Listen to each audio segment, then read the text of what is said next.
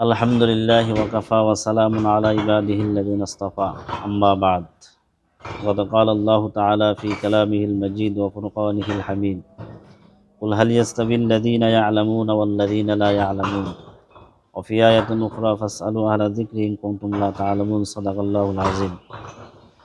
দেশ বিদেশের সম্মানিত মুসলিম একরাম, আসসালামু আলাইকুম রাহমাতুল্লাহি ওয়া বারাকাতুহু।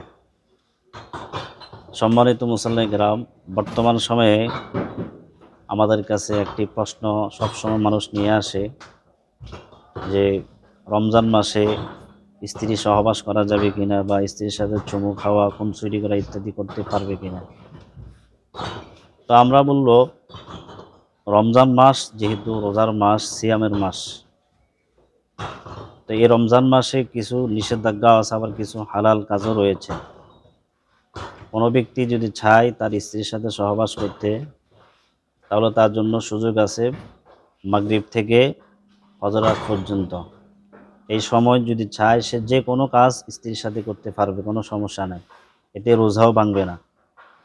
হ্যাঁ, দিনের বেলা যদি কোনো ব্যক্তি স্ত্রীর সাথে সহবাস করতে চায়, তো শরীয়ত বলে এইভাবে, শরীয়ত তাকে নিষেধাজ্ঞা দেয় যে কোনো ব্যক্তি তার স্ত্রীর সাথে দিনের বেলা সহবাস করতে পারবে না।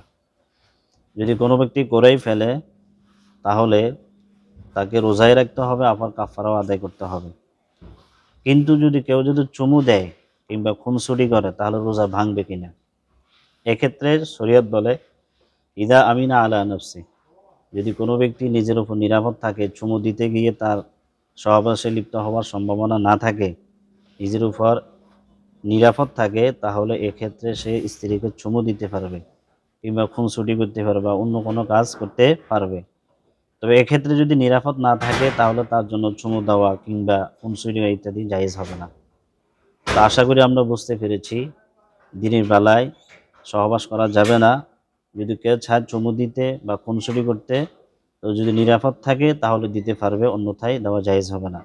আর রমজান মাসে মাগরিব থেকে ফজর পর্যন্ত এই সময় আপনি চাইলে আপনার স্ত্রীর সাথে সহবাস কিংবা চুমু বা খুনসুটি ইত্যাদি যে কোনো কাজ করতে পারবেন। আল্লাহ তাআলা আমাদের সবাইকে বুঝার তৌফিক দান করুন। আমিন। ওয়া আখিরু দাওয়ানা আলহামদুলিল্লাহি রাব্বিল আলামিন।